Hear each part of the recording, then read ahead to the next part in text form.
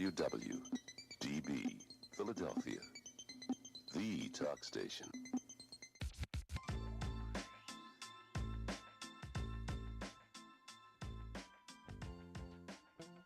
All right. Hello, Greater Philadelphia. I'm Sarah Timon. I'm here with Stacy Mitchell. We've got Nick behind the camera, and Tom will be here momentarily. You are listening to Toole Time Real Estate Radio here on WWDB 860 AM. We are streaming live on Facebook, Instagram, and YouTube. We have an exciting show here today, some good stuff to go over, and I think Stacy's going to hit it off. Okay, so our first segment's going to be focused on some industry news here. We're going to give you some stats and data about the market. So our first, we're going to start out at pending home sales. So according to Redfin, pending home sales have risen to the highest level in a year, according to Redfin. So, but there's a little caveat to that, as always.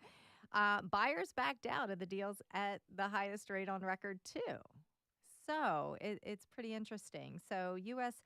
pending home sales rose 1% month over month in October to a seasonally adjusted annual rate of 401,000, the highest level in a year. That's pretty exciting. Although pending sales fell 4.8% compared to October 2022, it's still the smallest annual decline in nearly 2 years.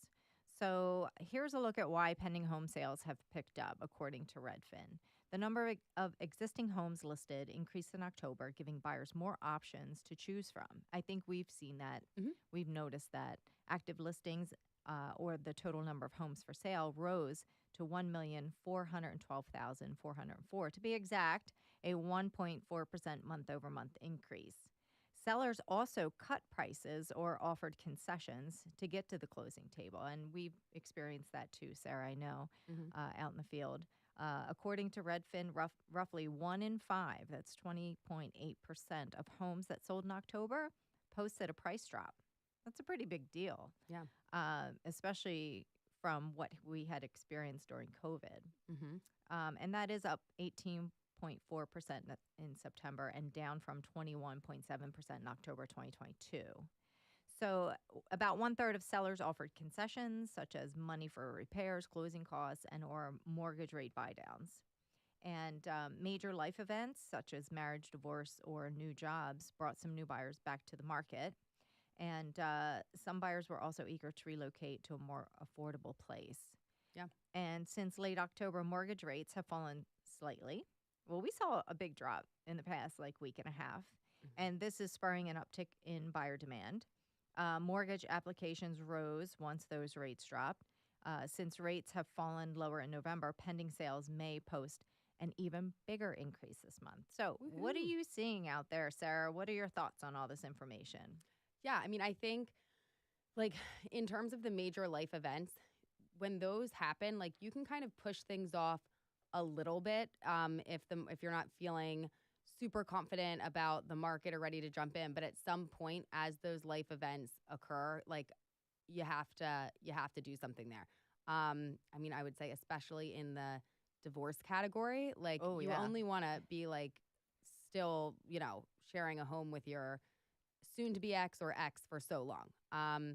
And for, the marriage piece, I think that a lot of times it's not uncommon for people to try to take money that they get from gifts and stuff when they get married to apply towards a home purchase or to be a piece of that puzzle. So as those life events occur, certainly, favorable or not, if you perceive it that way for what the current market conditions are, you got to do something. I have seen, a decent amount of price cuts on different properties. But as we've, I feel commented on every single week, you still can't expect that, especially if they are priced properly for the market. If they are, those are the homes that you're less likely to see a price cut.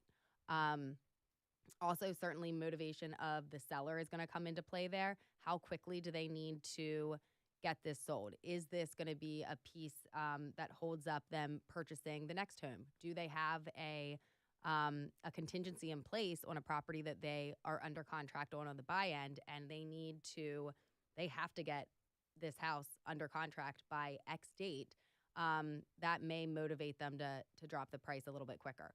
So, but yeah, I have seen different price cuts. What about you? Is that kind of what you're seeing out there as well? Wow, yeah, all really good points that I agree with, and especially every situation's different. Every Mhm. seller's need to sell is different. Yes. So it really is dependent on that. But I have definitely seen that. I had clients take advantage of those opportunities, especially with inspections Mhm. and trying to negotiate repairs. Mhm. And I think it's really, really positive, although sellers might not be that happy about it. But it is the way the current market is. Right. You still have a couple of those unicorn properties that people are still waiving everything in Mhm. our area. Yeah. But for the most part, yeah, seeing some price adjustments and being able to negotiate things, it's been really, really positive. Yeah, absolutely. Win-win on both sides for the most part. So while pending sales are on the upswing, the number of closed home sales continue trending down, indicating that home buyers are canceling deals at the last minute. Have you had any canceled contracts in the past month or two? No. Um, but I mean that makes sense that the more, the higher the number that go under contract, the more likely people are to, that some of those will fall through. But both on the list side and the buy side for my most recent transactions, fingers crossed, they're all Wow. holding together. What about you? That is awesome. Yeah. Actually, I had a couple terminations. Mhm. One was based on inspections. Yeah. And I think that situation is because the buyer um, sees that there's other opportunities out there Yeah. too. Right. So they don't feel like they're so locked in. Right. Like that if this one that they're under contract gets away, if they can't negotiate it out, like Yep. they're not like, well, now nothing else will ever be again. Exactly, Yeah. 100%. Yeah. So sellers beware. Right. Buyers are feeling a little bit more empowered, which Mhm. is a good thing. So, if the inspections come back and there can't be, a meeting of the minds there, Yeah. they will be more apt to move on, the buyers, that is. Yeah. Although actually come to think of it, I would say for my 4 most recent transactions, 2 of those being list side, 2 of those being buy side, so like 50-50, no inspections. Wow. Okay. So Yeah. you haven't had to negotiate through that. So, yeah, Isn't so that we that's haven't kind had of nice sometimes? I know. Yeah. It is, especially like, and both of them for different reasons. One of them because the home was in spectacular condition, Okay. and you could tell, like, not just from the seller's disclosure, but also then from like the additional information that they provided. Like these were people who took very good care of their home, very well documented it, had been in it a long time, and like, yes, there always could be unknowns there, but we were competing against people that we knew were waiving the inspection. Mm.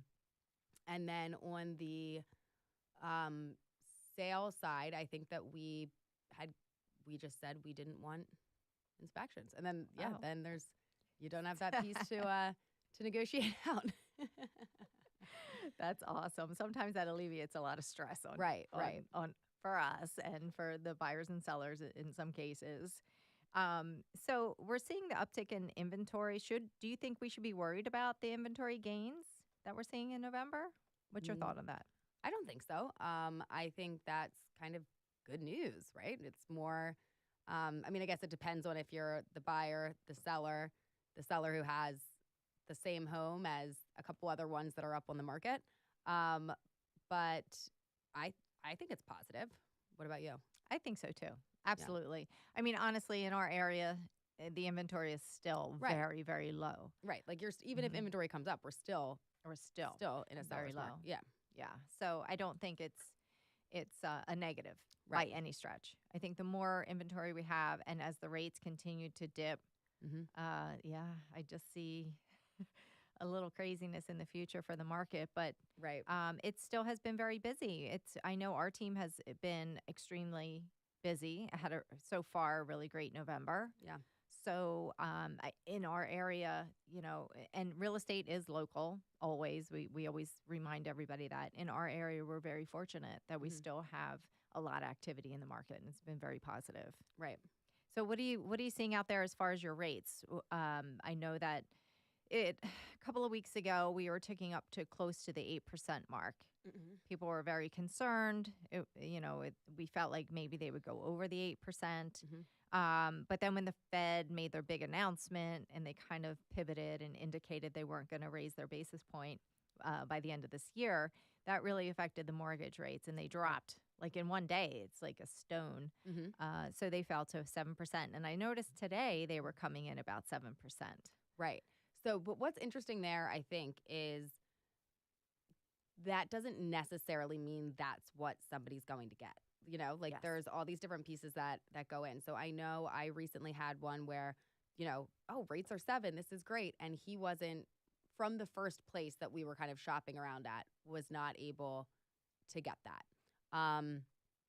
And then, did some due diligence on his end, looked at a couple different options and was able to get a favorable rate. But just because it's being said, this is the rate, again, just like every house is situational, every sell, like there's no one set formula in any transaction for like, this is what gets it done. You're absolutely right about that, for Yeah. sure. On the flip side, I just had clients lock in to a 375, they told me. 6.375. Yeah. Wow. Now, it is an adjustable, Okay. but I don't know the terms of the adjustable. Like, is it a 5? You Right. know, I'm assuming it was a 5, but it was really low. Let me see if I can pull up that number because I couldn't believe it. Right. I mean, they're Is super 7 excited. Is 7 the most common for adjustable? Like, I mean, I'm assuming the less years you have until it adjusts, potentially the lower your rate would be because you've got a little bit more risk there. That's what I'm thinking. Now, it was at 6.25%. Oh my gosh. Right. That's amazing. So it is. So they were super, super excited. Yeah, it's an ARM, but I don't know the details. I was assuming it was probably a 5-year because that's, right. if it might have been a little bit higher rate if it was a 7. Right. But yeah, so they were very excited. Me too. I couldn't believe it. I was like, oh, we're back my in gosh. the low 6s. Wow. Like, oh, that's like an exciting one to be like, let me read your estimated closing costs and show you your savings. Right, Yeah. exactly. Right. So Oh that was my a gosh. positive, although their inspection came back with a failed septic. So, but we're gonna try to work through it, right? Right, This is what we're here for, navigating everyone through the process. Right. So Tom's here. Hey, Tom. Yeah, hello. If you have to travel anywhere today, add like an extra 45 minutes on. It was horrible traffic. But so you guys are talking about rates. Tell me, Yep. bring me up to speed. So we're talking about this pending home sales rise in that Redfin's reporting. Yep. So Exactly. what do you think attributes to this? I mean, there's a lot of. I mean, we've got lower rates, right? Mhm. We've got an 18.5% inventory increase year over year in the month's supply of homes that are available in the greater Philadelphia area. We've got this 39.1% of sellers have made a price adjustment. So I see part of this as this time last year we had kind of the same rates, but we didn't see the same sort of bounce in pending sales. There's a mindset in the market right now that people are just realizing this is what we're going to be dealing with if I need to transact. I don't know if that's what you're seeing in the field. I mean, I'm certainly and there's folks that have just been waiting so long that I don't know if you can wait much longer. I mean, how long are you going to wait when you're like busting at the seams for your home? How long are you going to wait when you're downsizing and can't keep up with the property? I think part of that's what's happening as well. So, I mean, what are some of these contributing factors in the field that you ladies are seeing right now with your clients? Life changes, job changes, people moving from different locations back here to be closer to family. Mm-hmm. And when you get down to it, there are things that you're not going to necessarily wait around for the perfect interest rates, right? Right. People are more important than anything. Mhm. So if you're all your family's here and you come to the realization the market's not going to change, I want to get back home to my family, you're just going to jump right in. Right. And like you said, Sarah, marriages, divorces. I mean, through COVID, it was absolutely horrible Right. when people were experiencing those situations, especially divorce, and they couldn't move. Right. I mean, that was absolutely horrible. Mhm. Right. So there are life changes and obviously job transfers that people are not going to wait. Right. They're not going to wait. They can't wait. I would say same thing. I mean, there's a combination of people that already have been waiting for, longer than they would like, and at this point, it's like, all right, it's time to do this. And yeah, those life events certainly, uh, you know, make these transactions continue to go through regardless of what is going on in the market. Um, yeah, so I'd say like a combination of a couple of those things. And the other thing too is like people, if their leases are terminating or leases are coming to a close, and they, like Tom said, they've been waiting already, Mhm.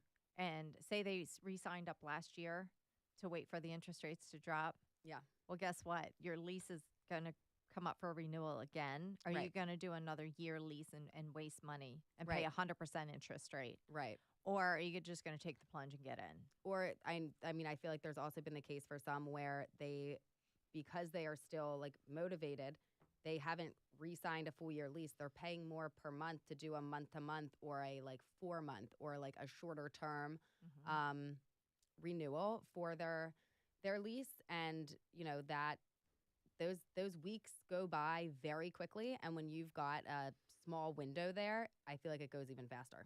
Mm-hmm. I agree with that. I also, because this bump in inventory too, and it's not really, there's not more homes for sale, but there's less homes selling, so the supply grows. That's really what supply and demand is all about. Zillow released a seller report. It's the 2023 Consumer Housing Trends Report, and what I found interesting was the typical U.S. seller, the median age is 45, which I was a little surprised to see, and it's older than the median age of renters, which is 39, and buyers, which is 40, but not that much older. And what that tells me is it's probably a lot of these people coming to the market. I look at where they are in their life. They're probably in a place where their home is too small for them, or they're getting a job relocation, because when you're in your mid 40s, you're either moving to get into a bigger home historically, or you're moving because there's been some sort of a divorce you mentioned, right? Or there's some sort of life event that happens. So it looks like some of these people are just decided I can't wait any longer, which would be a smart move for sellers, because as supply continues to increase, you might not be able to get these multiple offer situations with no inspections that have been kind of became the norm during the COVID market. So that was pretty fascinating to me. And 70% of these sellers are married or in a committed relationship. 15% were married in the past. 15% never married. And the median U.S. home seller sold a 3-bed, 2.5-bath single-family home with 2,000 to 3,000 square feet. So, and 7 out of 10 buy another home. 54% upgraded to a more expensive home. 31% downsized, and 14% made a lateral move. And over half of these people, they're seller buyers. They sell first and then buy, which I found that to be very fascinating, because I think that's a really tough thing to do, balancing the buy-sell. But it's clear they have their equity tied up in their home and they needed to move ahead. So it looks like there's more folks that have been kind of waiting out the market are finally saying it's time for me to get on the market, is what I get my takeaways from this report. Did you guys have any other interesting pieces of data you got from this Zillow Consumer Housing Trends report that just got released? No, but I think that age. Yeah, the age was median interesting. Yeah. Huh. I did not know that. Yeah, I like all this data. Well, it helps helps you navigate the market with your clients and yourself for your business, right? I mean, because if you're not, a lot of people think, oh, I always want you want that really motivated seller. Well, what does that even mean? And in some cases, it might take some time for people to figure out what their actual plans are. So if you know who the typical U.S. seller is, it's a lot easier to cater to those sort of needs. So on that note, why don't we take a break? We're going to come back. There's been more news in this real estate commission saga that's been going on and on for years now, 4 years in the making. We're going to break it all down next. We got new attorneys. We got copycat lawsuits. And then we're going to wrap up with my favorite segment that we do on this show. It's once a year, Turkeys of the Year. This is Toole Time, Real Estate Radio on WWDB 860 AM. For the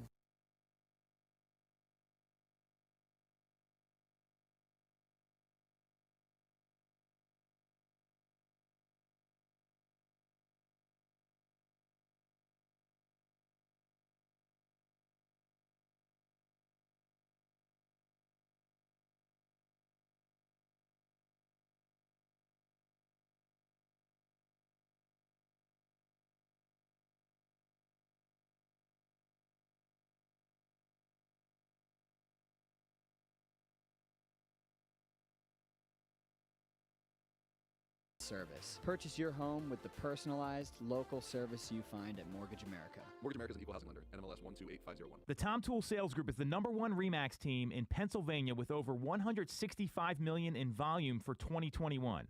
I'm Tom Toole, and our team has achieved that kind of success by being a great place to work with and to work for. No one knows Greater Philly better than we do. We know real estate, but more importantly, we're real people. We hire the best agents, and we give them all the tools to succeed. Even our brand new agents sell 17 to 24 homes a year because our team delivers the best experience in real estate. Teams deliver a better experience than individuals, and we're a top 1% real estate team in the country. We call it AAA service. We're your advocate, ally, and advisor. Because this isn't a transaction to us. It's a relationship. If you're buying or selling a home, call the Tom Toole Sales Group at RE/MAX main line at 610-692-6976 or visit tomtoole.com. That's tomtoole.com. Sell your home for more, and remember the real estate golden rule. You always get more when you work with Tom Toole. When you're getting a mortgage, you shouldn't have to sacrifice great service just to get a great rate. At Mortgage America, we've been lending with this philosophy for over 35 years. We have access to great low rates without the complications and delays of big or online banks. We're a local Pennsylvania lender with loan officers that you can actually meet. As PHFA's #1 lender, we specialize in all residential mortgage programs, including first-time buyer programs and low down payment options. For your free pre-approval, call us at 610-439-8000 or apply online at mymortgageamerica.com. Mortgage America is an equal housing lender. NMLS 128501. Have you considered a career in real estate? Do you want control over your income? Whether you have a license or not, call us today at 610-692-6976 or visit tomtoole.com. Join our team, the Tom Toole Sales Group at RE/MAX main line.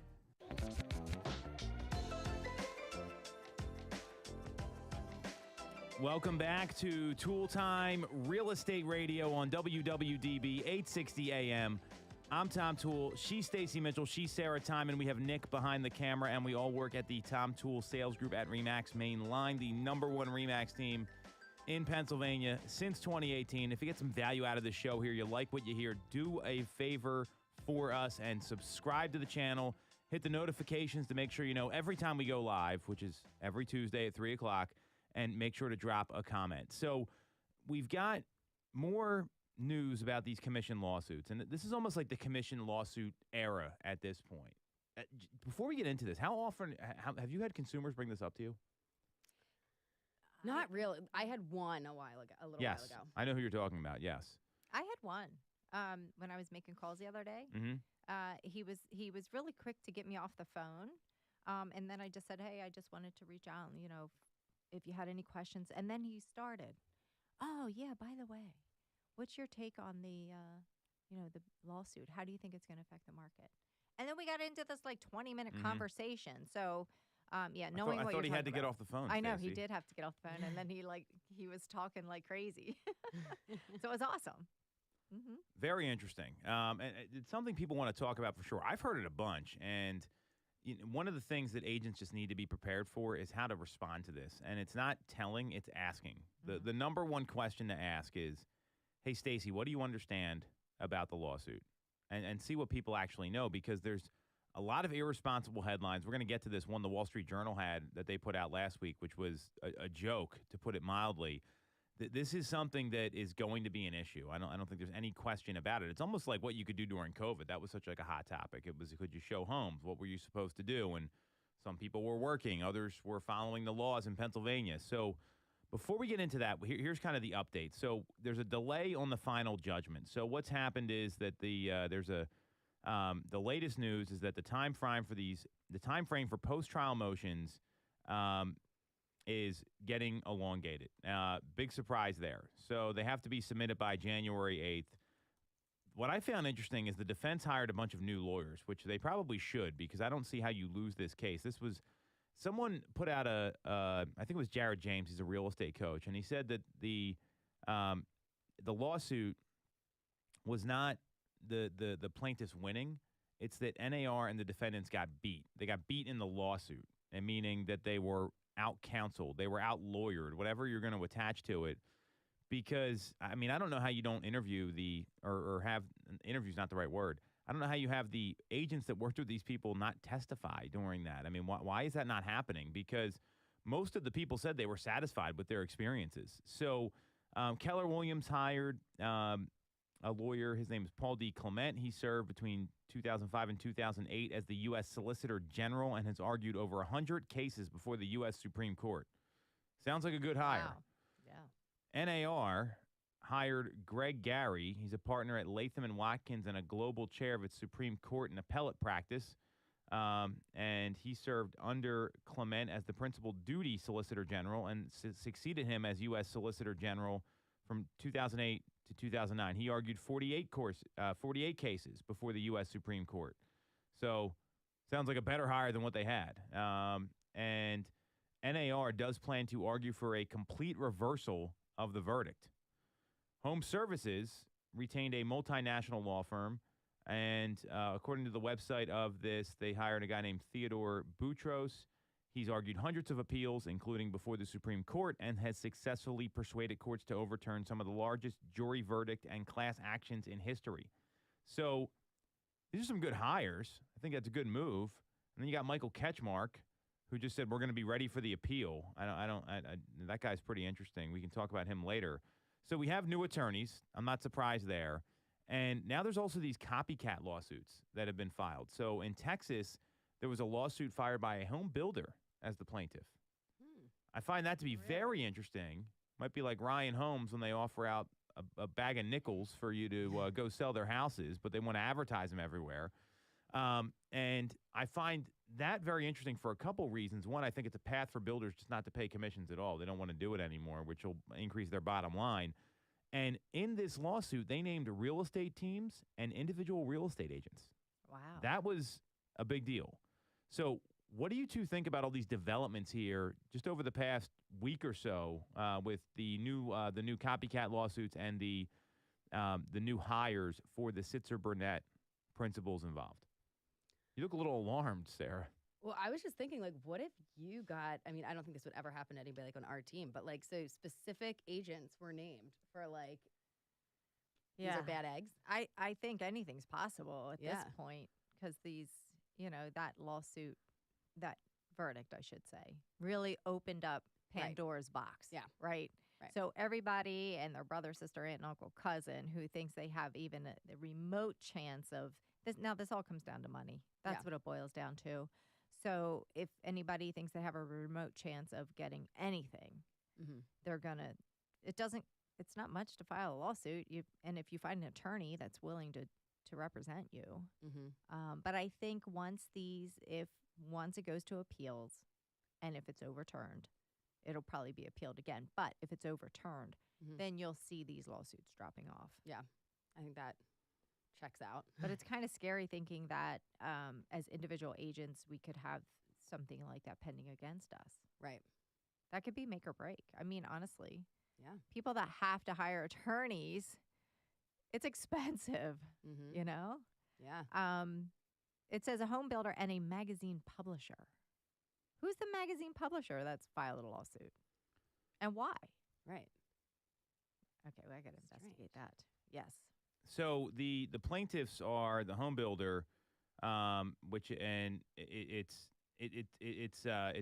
the QJ Team LLC and 5 Points Holding, which is a holding company who's a business magazine publisher. So his name's Mark Home. I believe I'm pronouncing this correctly. Let's see what he's all about here. And I mean, I disagree a little bit, Sarah. I don't think it's out of the realm of possibilities for anything to happen because you can get sued for any reason that you want. I mean, the amount of lawsuits that have come through the door, it's pretty fascinating. I mean, just the stuff that goes on. So I'm looking at this here. I think this is him on LinkedIn. It looks like he is the president at Westar Associates. This is a CFO. This may not be him. So, we'll have to do some research on this. I think the whole point, though, is that you're going to see more and more of this. And unfortunately, when personal injury attorneys, some of them, they smell, and this isn't every one of them, but when they smell blood in the water, this is what they do. It's no different than these commercials that get run on television. So I'm not totally shocked here this is happening because the whole premise of this was that the training around scripting and commissions is what created the conspiracy for Keller Williams and Home Services and these companies that were mentioned. Well, we practice scripts and dialogues all the time. I can't say that we've ever said we're only charging X, although I do know brokerages in our marketplace that would not move off a certain fee in the past, and they're just not willing to do it. So But then it's like up to like the seller has the right to like go work with someone else. I agree with you. Yeah. I'm so talking if you about. stick with your number, whatever Right. is my thought. Well, I agree with you. I'm telling there was a corporate policy. Yeah. These agents could not They were not. could okay. not So they couldn't negotiate. negotiate. So Oh, this is gotcha. very different. Gotcha. Yeah. I mean, your time's worth your time. I'm not doing this for less than blank. You can go get somebody else. I'm not willing to. It's negotiable. I'm Right. not negotiating. Right. Yeah. That's what that means. So this is going to keep going until these appeals happen. I think. I mean, I wouldn't be shocked if you start to see some of these other things pop up. But it's someone that's got to have some money to spend too, because this is not cheap to Right. to file these lawsuits. And Well, it would also be interesting to know, is it the individuals that are seeking out the attorneys to represent them, or some is of the it- attorneys like circle dialing the recent sales in given places and like finding out, you know what I mean? Are they seeking them out and saying like, hey, I think I've got a suit here, sign on? Right. Mm-hmm. I don't know. It could be. Could be. Yeah. well, I mean, that very well could be the case. I mean, it's and to get class action, you got to get more than one. So that's that's a whole nother thing. I did find this guy's LinkedIn profile, and there is nothing on there. He's got a He scrubbed it. well, I mean, literally, there's nothing on here. So that's pretty interesting. So then there's more to this though. There was a Wall Street Journal article that was published. I'm going to read you guys the headline here, just so you can see this, because I think it's a really poor headline. And we had talked a little bit about this on the Knowledge Brokers podcast. Tell me what you think of this headline. So it's on the Wall Street Journal, and it says that almost no one, here's what I want to get this right here. Almost no one pays a 6% real estate commission except Americans. What do you think about that? This is the Wall Street Journal, who is in business with Realtor.com, by the way. They're related companies. Wow. So do other countries pay more? No, I guess they're saying less, or it's. They said most pay less, but like Japan and other places don't. Don't pay anything at all? No, they pay the same. There's a whole breakdown in the article. It goes back to, again, that it's negotiable, right? That the fees are negotiable and sellers can choose to work with whomever they decide based on, the services offered. Isn't that like everything? That's kind of like capitalism. You can choose who you want to work on your car, right? You don't have to take it to one designated service person. You can decide. You can negotiate costs according to that too. So I just I think that there has to be more clarity, I guess, about it. But it's always been negotiable. Right. Well, and I think if you're just suddenly start comparing to other countries, that's not apples to apples. Like, Right. what do their taxes look like? What do Right. what other pieces are involved? What other parties are potentially involved outside of, the agent? You know what I mean? Like, Do they have agents? Some countries do. I mean, how do they? right. Do they just do a handshake and it's just buyer and seller? Right. They're so Like, I think it would be really difficult to do a straight apples to apples comparison between countries because of all of the other stuff. Like, Mhm. you know? You bring up a great point. So here's why this is a trash headline. Let me just be first and foremost. So the headline says almost no one pays 6% except Americans. Then they have a chart based on Professor Norm Miller and Chad Silverson from the KBW Research and Shorefield, and it shows the typical brokerage commissions worldwide. They have the U.S. listed at 5.5%, so it's not even accurate. Here's what's more inaccurate. Housing Wire did a study on this. The average real estate commission paid by a seller in 2022, last year, was 5.32%. So it's now become an 11% embellishment by the Wall Street Journal in their headline, right? Imagine if you were off on your closing cost estimates for somebody and said, hey, Sarah, I know you and Eric thought you were only going to owe $100,000 to buy this house. It's really $111,000. I would be fired. Yeah. I mean, right? And so this is a major challenge, number one. It's one of the big problems. I have a lot of things to say about this headline. I got to keep it clean for the radio here. It's a trash headline, right? It's a clown headline. Then, on top of that, you look at this. There was this flyer in CoStar's booth at NAR Next, and it said Realtor.com's sister company is against real estate agents, and I have all these Wall Street Journal headlines. where there's home sellers take on the realtor cartel. Realtors face antitrust reckoning. I just shared with you the headline that was recently published. And if they go on to say, if they're your partner, why are these articles on the Wall Street Journal? And News Corp owns Realtor.com and the Wall Street Journal. So I found that to be very fascinating. And then on top of that, there's this on Housing Wire, and then I want you guys to react to this. The CEO of CoStar, Andy Florence, who's very verbose, right? He comes out and says what's on his mind. He wanted to set one thing straight, that his company had nothing to do with the commission lawsuits now rocking the real estate world. And he said, we had zero involvement with that lawsuit. We learned about it from NAR long after it started. And a report released by KBW before the verdict was announced identified CoStar as the top beneficiary of a change in the buyer-agent landscape because of their unique business model. So there's all these conspiracy theories flying around right now, especially given the interviews that Michael Ketchmark has given, because the man looks unhinged. Doesn't make a lot of sense. And now Inman's having him speak at Inman Connect in New York to interview him and really pry. I mean, what is going on here? It seems like there's a lot more going on than just people feel like they were wronged based on the testimony, and now all these, and usually where there's smoke, there's fire. I feel like I have a tinfoil hat on right now talking to you about this. Nothing is surprising anymore, but if once all the smoke clears, we will find out what's really, what is underneath all of this. And it all boils down to money and control of the market, right? There's been so much, in the past, most recent 10, 20 years, people trying to upend this industry, right? Yeah. Especially with tech companies, and there's just disruption. There's so many outside forces wanting to disrupt this industry, right? And it all boils down to money, right? So this headline that realtors face an antitrust reckoning. Like, don't you love these headlines? Right. Oh my gosh.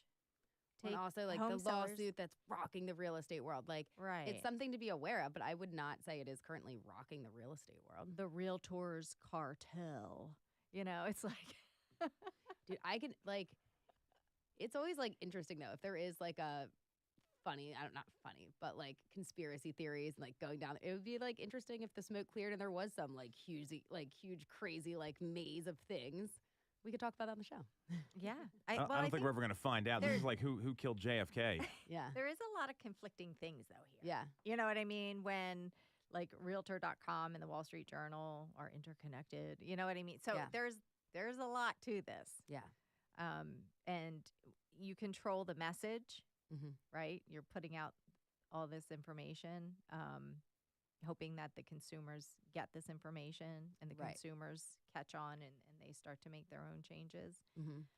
But what I know is what I do is I try to help people.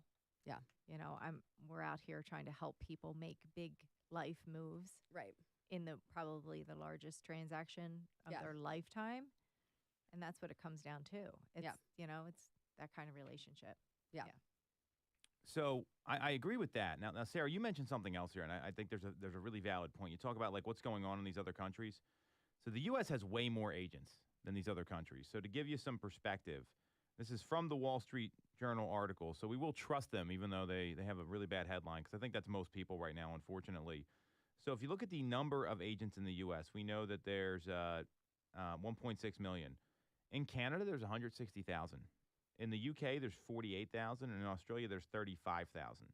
So the number of active licensees corresponds with the number of active agents, obviously, but that's a lot of agents compared to these other countries. And the U.S., 89% of people in the U.S. use a buyer agent. The rest of the countries are like 33%, meaning they don't have buyer agents. So it's dual agency, basically. Yeah, that's interesting information too. So, I would like to dig deeper into those numbers. Like, if you're doing dual agency, how many actually get to closing? Right. How many there's conflict of interest or perceived conflict of interest and they don't make it to closing? I would like to know all that Yeah. information. I know this is just one, but my sister and her husband live in Toronto, and they last year sold their condo and bought a house and used an agent on both sides of that transaction. Oh, okay. Well, now the populations are smaller in these countries too. That's so what you I have to was look just at that. Googling. Yep. Yeah. What I'm clear on, though, is I think part of the challenge here is that there's so many agents in the U.S., right? And the average agent makes $30,000-$40,000. That's the average. These other agents, they're having to do way more volume to make a living, which in part of this is I do see that there's going to be like the hobbyists, the part-timers, hey, I'm doing 3 deals a year and I got another job. They're going to be out of a job in real estate because people will not tolerate this anymore, especially if they're having to pay a fee or just they're responsible for it, or it's on their radar that they have to actually like talk to agents. So what I find interesting about all this is that I see a lot of opportunity for people that are really serious about their business. A lot of opportunity. This is no different than when like accountants got in a lot of trouble, the Sarbanes-Oxley stuff when they were for cooking the books. This is back in the late 90s, right? And all those things happened. I don't think it's that different if you're really serious about your business.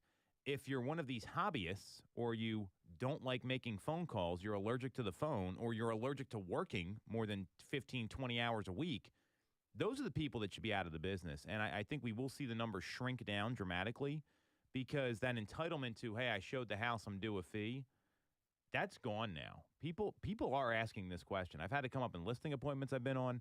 I've had to come up in phone calls.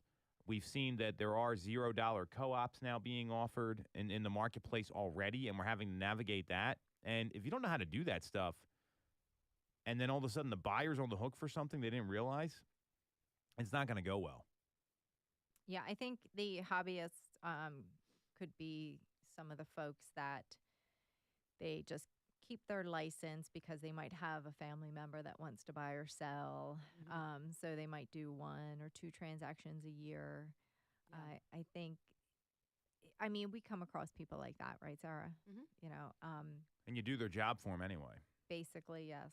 Yep. And I'm being nice. and you can tell Mhm. there is a big difference in the way that transactions flow as opposed to when you work with an agent that it is their full-time thing and they do, many transactions a year. Right. There is a big difference when that happens. But I think you're right. The hobbyists, as this continues on, they will probably say, just hang it up. Right. But to be fair, for anything that would come along and be either more work or disruptive to being able to do things the way they were, probably maybe would have been enough to have them hang it up. Yeah. Well said. So what I see coming out of this is that this is going to be an appeals for a while. Nothing has changed. I want to be very clear. Nothing has changed yet. And if people can't effectively explain that to consumers in a way they can understand, that's where hobbyists have a hard time. They start going down this black hole of like, well, if this happened, then they don't really know what they're talking about. So let's take a quick break. We're going to come back. We're going to talk some turkey here. Sarah Timon is ready with her #1 turkey of the year. Next on Toole Time Real Estate Radio on WWDB 860 AM. When you're getting a mortgage, you shouldn't have to sacrifice great service just to get a great rate. At Mortgage America, we've been lending with this philosophy for over 35 years. We have access to great low rates without the complications and delays of big or online banks. We're a local Pennsylvania lender with loan officers that you can actually meet. As PHFA's #1 lender, we specialize in all residential mortgage programs, including first-time buyer programs and low down payment options. For your free pre-approval, call us at 610-439-8000 or apply online at mymortgageamerica.com. Mortgage America's equal housing lender, NMLS 128501. You shouldn't have to deal with all the red tape when getting your mortgage from a big or online bank. At Mortgage America, we have access to big bank money, but with the personalized and detailed service of a local bank. We are here in your community and ready to serve with fast settlements, low down payment options, and first-time homebuyer programs. Pre-approval is free, no costs or commitments. For more information, visit our website at mymortgageamerica.com or give us a call at 610-439-8000. Mortgage America's equal housing lender, NMLS 128501. I'm Tom Toole of the Tom Toole Sales Group at RE/MAX Main Line. If you're thinking of becoming a real estate agent in the greater Philly area, I have a special offer for you.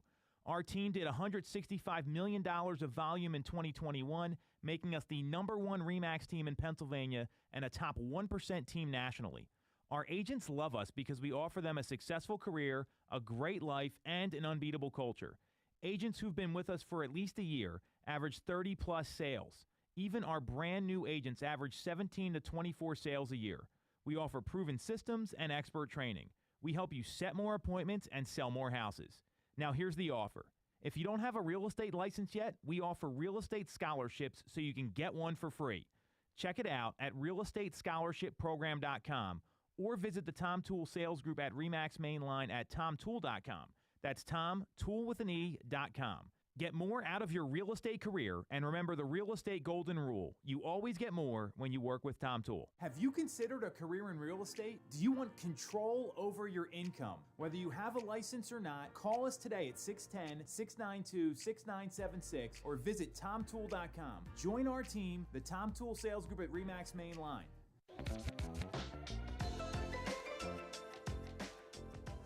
All right. Welcome back to Toole Time, Real Estate Radio on WWDB 860 AM. I'm Tom Toole. She's Sarah Timon. She's Stacy Mitchell. We have Nick Wolf behind the camera, and we all work at the Tom Toole Sales Group at RE/MAX Mainline, the #1 RE/MAX team in Pennsylvania since 2018. And if you get some value out of the show here, especially this next segment, subscribe to the YouTube channel, turn on the bell for notifications, give us a like, and we'll make sure to keep you updated on the latest happenings in the real estate market. So it's Thanksgiving in 2 days, ladies. We do this every year. I think the first year we did this, you were like, what are you talking about? I have no idea. I think we had to remind some people on the show this week. I did this on Knowledge Brokers, but Turkey of the Year. So if you don't know what that means, if you look up the slang for turkey, not like the Urban Dictionary, that's not where you want to go. It's slang, and it says a dud or a loser are the two definitions here. I like talking about this, especially in real estate, outside of real estate, because everyone talks about like man of the year, woman of the year, highlight of the year. What about the worst things that happened? Well, can I revise mine to like the biggest bird news of the year? Whatever you want to do, Sure. Sarah. All right, I'm going to do it that way. Biggest bird. It's not like a flu or something. Biggest bird news. No. So New Zealand had a contest this year to vote on Bird of the Century. So that's exciting. And John Oliver on his show was talking about it and was voting for the Puking Putakete, and it won. So by a landslide, I think partially from his promotion. So But what does this bird even look like? Let's look him up. Okay, So how do we've you got a even bird. spell this? All right, it's Puking and then Puteketeke. I mean, it's going to be a good-looking bird, I think. Wow. Bird of the century, it's got to be. How did you know how to enunciate that? I don't know that I did. I think I threw in a couple extra atekis. Oh my Atete. gosh, it's a bird that vomits. Oh my gosh. Are you serious? That's what it says. Yeah. So it's puking, not poo-king. It's Wow. puking, whatever kind of bird it is. Why would New Zealand? Why would they? Okay. Wow. Maybe they felt sorry for him because he won overwhelmingly as the bird of the century. Wow. He Yeah. vomits. The bird grunts, got so excited, growls. Yeah. it threw up. Yeah. I mean, we've all been there. That's pretty I have not, Sarah. I can't say that's happened Just to me. so excited. It's actually a pretty bird. I found a picture of him. He kind of looks like a swan, but with a brown and black plumage around the head. Interesting. Yeah. Never heard of him. See, we learn something new every day, right? That's Wow. my bird news. All right. A puking bird for Sarah. That's Sarah's turkey of the year, is the puking bird. Very interesting. There we Well, go. my turkey of the year would be Bob Goldberg. Do-do-do-do. So we know who he is. Tell everyone who he is. Tell us why he's your turkey. Oh, Lordy. So he is the former chief executive officer of NAR, one of our largest trade associations for realtors. He's slated to retire at the end of 2024, and it's just he's staying there because of money, obviously. Oh, he's out. He's gone. Oh, he's gone? He left? Yeah, he resigned. Oh, that's right, he did. Anyway, the guy is just dirty as they come. We talked about this numerous times on our radio show here too, what he's done. There's just a cloud of just grimy stuff around him, like all kinds of sexual assault allegations, not just one, but what was it, 17, 25? I don't know the last count. In an industry that has more women than men in it. Right. I personally have a real problem with that, so I agree with you here. And he didn't even kind of tried to even reconcile it. He kind of like waved it off like it was nothing. Eventually, the pressure got to him, and he was forced out. So he's my biggest turkey, bringing down our whole industry. I mean, people have a,